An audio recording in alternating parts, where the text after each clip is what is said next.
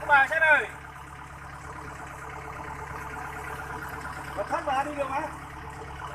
Nhưng mà hai một phân qua đặt không được rồi đâu.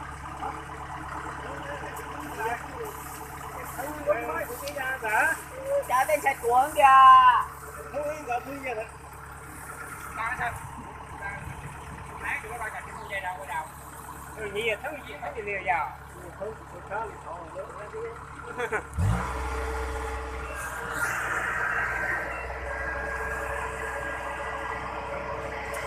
Là có sợ đi không đọc cái gì đi hết giờ.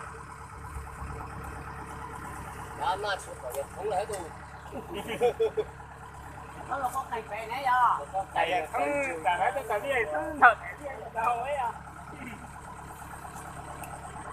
Này chỉ cái khai lại trên đi được con đi sau à. Ừ, gặp bỏ đây cũng thấy rồi.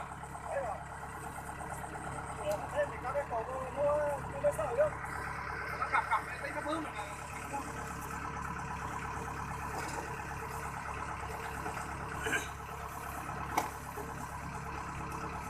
Rồi bắt đi. Quan rồi bắt là hết. Nghe cái đứa này.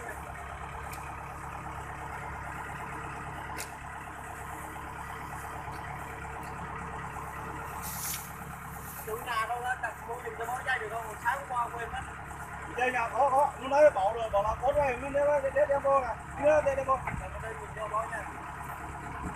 Phòng thủ đâu đợi nó thiếu.